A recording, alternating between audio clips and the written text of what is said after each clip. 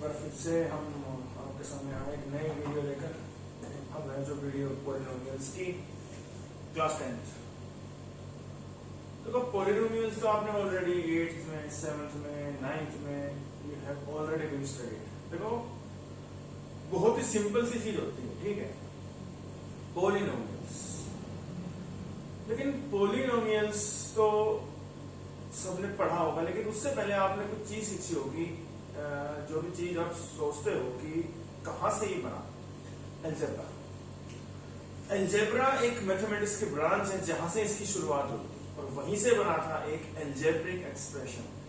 An expression which is a combination of a variable, constant and mathematical operators is called a polynomial. जैसे x plus 5 it is an algebraic expression जिसके अंदर एक variable होगा, constant हो सकता है और कोई भी mathematical operators plus minus divide multiply, algebraic expression। उसके बाद हमने पढ़ा types of algebraic expression, that is first called monomials। Monomials, mono means एक, मियल्स मीन ट्रम, एक ट्रम। मोनो मतलब एक, मोनो एक्स है, मोनोमियल्स एक term, that is called the monomials. But अगर हम सेकंड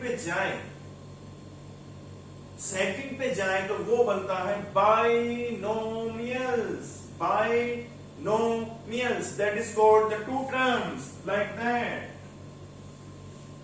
बहुत ही इंटरेस्टिंग टॉपिक है, इंजॉय के साथ पढ़ेंगे और उम्मीद है आप सब इंजॉय करेंगे, क्योंकि very very interesting topic is going on and you have to take interest लीजिए और आपको जरूर इसमें मजा आएगा। देखिए आगे क्या होता है। ओके, उसके बाद आता है ट्राइनोमियल्स, जिसके अंदर हमारे पास 3 टर्म्स होंगी। जैसे कि अगर मैं x² माइनस का 5x प्लस 4, इस तरह को बोलते हैं ट्राइनोमियल। उसके बाद आता है पॉलिनोमियल्स। पॉली मतलब मैनी, नोमियल्स मतलब ट्रम, मैनी ट्रम्स।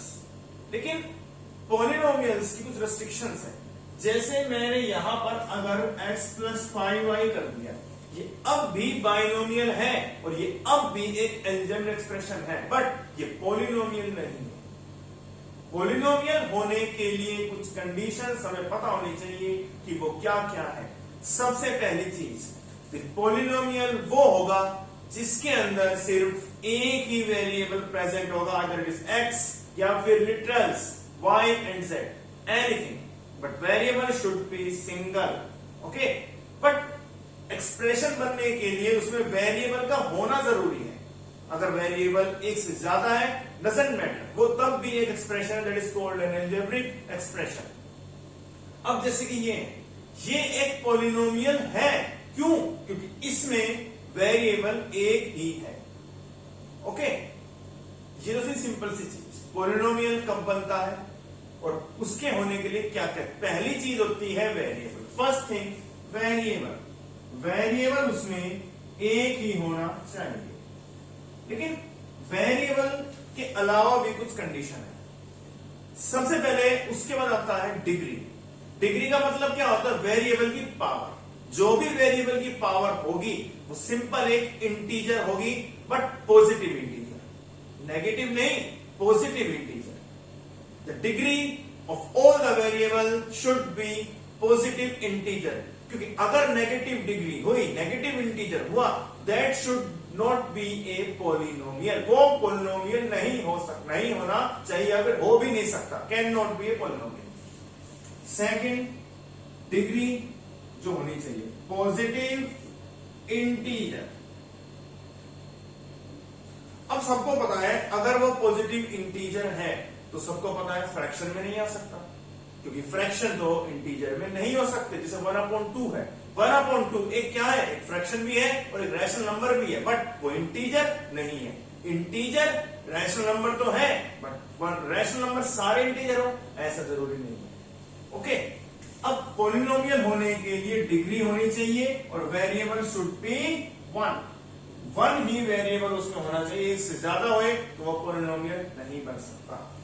अब जैसे मैंने रूट एक्स प्लस में 5 लिखा, इसमें क्या है, एक्स की जो डिग्री है वो हाफ है, हाफ यानी कि फ्रैक्शन है, तो it is not a polynomial. But अगर मैं एक्स प्लस रूट 5 लिख देता हूं ना, ये है आपके पास पॉलिनोमियल। क्यों? क्योंकि कांस्टेंट है, कांस्टेंट की पावर से हमें कोई मतलब नहीं है, कांस्टेंट कांस्टेंट होता है, ये पॉलिनोमियल है और ये नहीं है। ओके, सबको आई बात समझ? इसके बाद हमें पॉलिनोमियल्स के टाइप्स के बारे में पता होना चाहिए। टाइप्स जो होते हैं बहुत ही इंटरेस्टिंग है। सबसे पहले होता है लीनियर। लीनियर पॉलिनोमियल का मतलब होता है जिसके जो वेरिएबल है, जो एक्सप्रेशन उसमें जो वेरिएबल है, डिग्री शुड बी 1। जैसे कि ये है, अगर मैं यहां पे हटा दूं y, तो ये कहलाता है आपके पास एक लीनियर पॉलिनोमियल। ओके, जिसकी डिग्री 1 हो। Second, quadratic. क्वाड्रेटिक मतलब जिसकी डिग्री 2 हो। जिस पॉलिनोमियल की डिग्री 2 होगी, जैसे कि ये, इसको बोलेंगे क्वाड्रेटिक पॉलिनोमियल। आ रहा है सबको मजा? इंजॉय के साथ पढ़ते हैं, बिल्कुल रिलैक्स होकर। ओके, आराम से समझिए। थर्ड होती है आपके पास क्यूबिक। अब क्यूबिक के लिए क्या होना चाहिए? क्यूबिक मतलब क्यूब, जिसकी डिग्री 3, वो क्यूबिक पॉलिनोमियल। ओके, अगर मैं यहां पे एक्स क्यूब प्लस में 7 भी लिख दूं ना, ये अब भी एक क्यूबिक पॉलिनोमियल है। फोर्थ होता है बाय क्वाड्रेटिक, यानी कि इसका मतलब होता है जिसकी डिग्री 4 हो। सिंपल सी चीज, 4 प्लस 7। और फिफ्थ होता है क्विंटिक।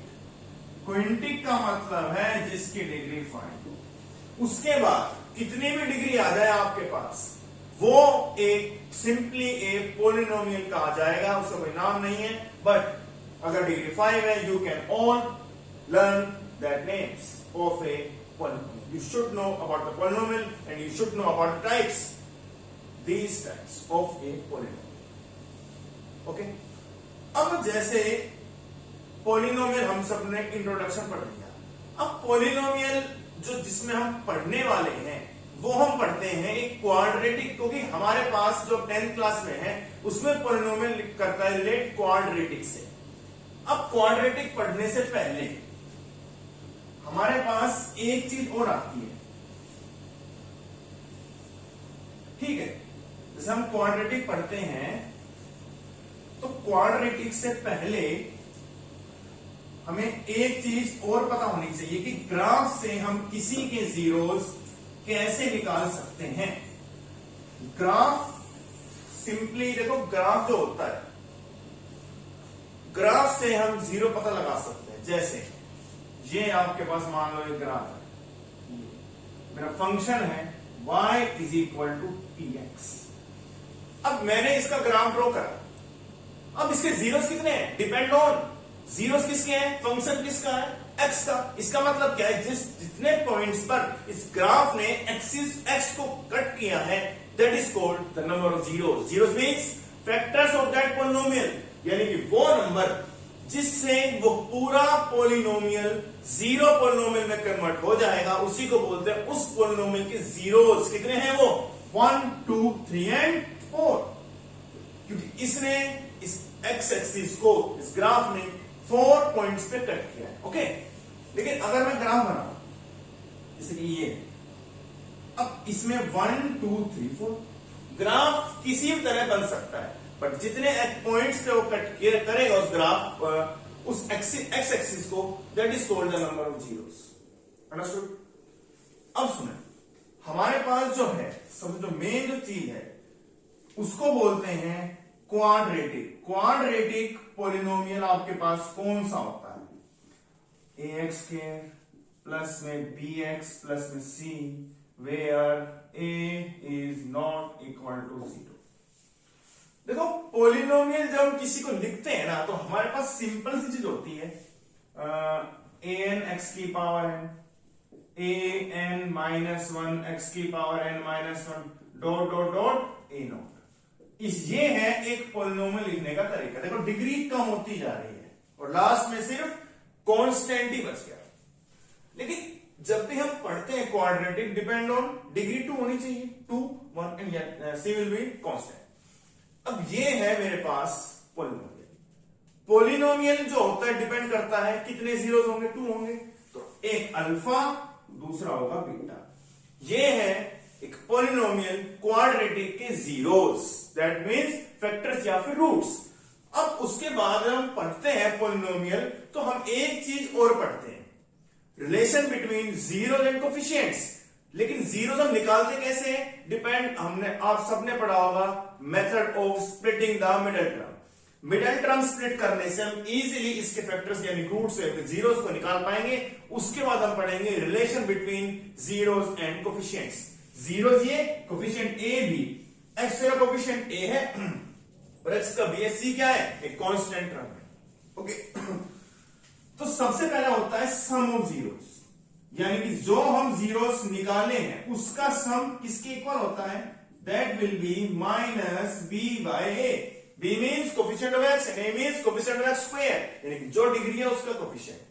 लेकिन जब हम पढ़ते हैं प्रोडक्ट ऑफ जीरोस आपके पास कितना हो सकता है, वो हो सकता है alpha beta is equal to C by ए।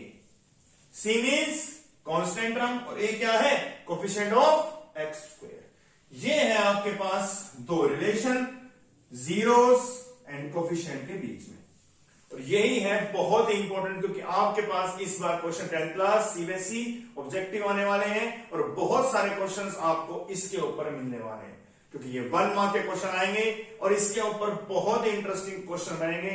आप ध्यान समझिएगा, बहुत ही इंटरेस्टिंग क्वेश्चन चल रहा है, बहुत ही इंटरेस्टिंग टॉपिक है और खासकर क्लास 10th के लिए। ओके, अब देखो, जब हम निकालेंगे जीरोस तो हमने ये क्या रिलेशन पढ़ लिया सबने, क्योंकि रिलेशन भी जरूरी है और जीरोस निकालना भी बहुत ही जरूरी होता है। और जीरोस निकालने के लिए हम जो मेथड अप्लाई करने वाले हैं, अब हम पढ़ने वाले हैं स्प्लिटिंग, क्योंकि स्प्लिटिंग से ही हम जीरोस निकाल पाएंगे।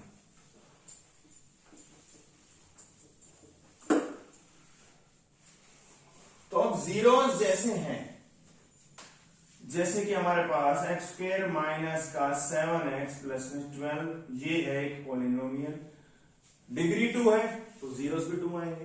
तो जीरोस अगर हमें निकालने हैं, फैक्टर क्या होंगे, मल्टीप्लाई करके 12 minus 4x minus 3x plus 12। तो यहां से अगर हम स्प्लिट करें, माइनस 4 माइनस 3 x माइनस 4 0 और x माइनस 4 x माइनस 3 0, तो यहां से x की वैल्यू आ गई 4 एंड 3।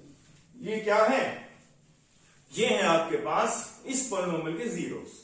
लेकिन अगर हम रिलेशन पढ़ें, alpha plus beta minus B upon A. अब अल्फा 4 है, बीटा 3 है, किसी को भी आप अल्फा और किसी को भी आप बीटा बोल सकते हैं। ओके, माइनस बी, कंपेयर करो इस पॉलिनोमियल को जनरल केस से, तो ए की वैल्यू तो 1 है क्योंकि कोफिशिएंट स्क्वायर का 1 है, बी की वैल्यू -7 और सी की 12, तो -7 अपॉन 1, तो 7 इक्वल टू 7। देखो हो गया वेरीफाई। ये था sum of zeros. Sum of zeros हमारे पास वेरीफाई हो चुका है, बट अगर हम प्रोडक्ट का करें तो प्रोडक्ट भी हमें आना चाहिए। प्रोडक्ट के बिना काम हमारा अधूरा ही रह जाएगा, और अधूरा काम रहेगा तो नंबर कटेंगे, और नंबर नहीं मिले तो फिर एग्जाम में कहां से नंबर आएंगे बताओ। इसीलिए हम पूरा जो करते हैं, अब हम पढ़ने वाले हैं प्रोडक्ट। तो प्रोडक्ट डिपेंड करता है alpha beta is equal to C upon A. अब अल्फा है 4, बीटा है 3, सी कितना है मेरे पास 12 अपॉन 1, तो 12 इक्वल टू 12। ये है मेरे पास verification of zeros and coefficients. शायद सबको यहां तक समझ आ गया होगा।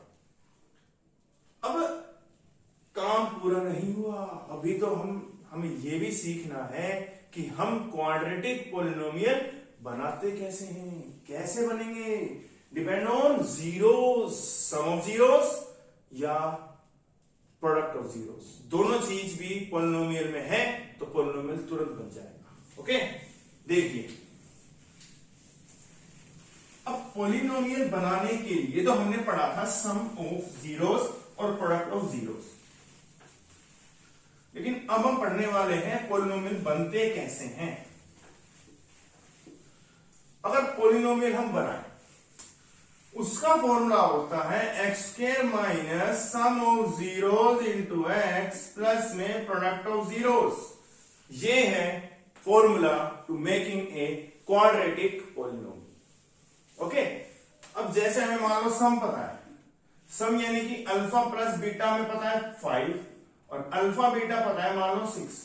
अब ये क्या है, ये पूरे जीरोस का सम है और ये जीरोस का प्रोडक्ट है। जीरो कुछ भी हो सकते हैं, किसी भी पॉलिनोमियल के नंबर ऑफ जीरोस 3 से ज्यादा यानी कितने भी हो सकते हैं, बट सम ये है और प्रोडक्ट ये है। तो इसकी जगह तो 5 पुट हो जाएगा और इसकी जगह पुट हो जाएगा 6। ये है क्वाड्रेटिक पॉलिनोमियल।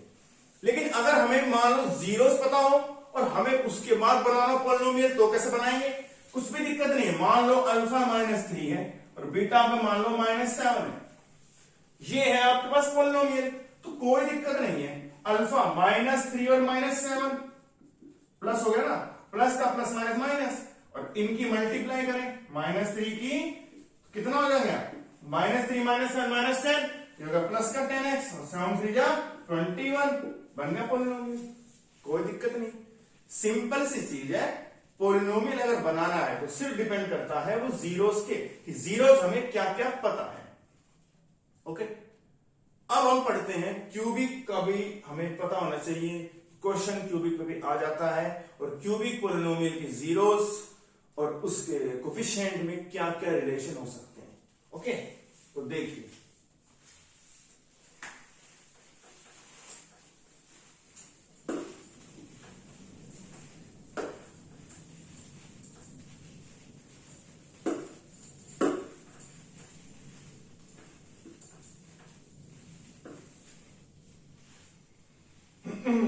क्यूबिक पॉलिनोमियल जो होता है ax cube plus bx square plus cx plus d equal to 0 where a is not equal to 0।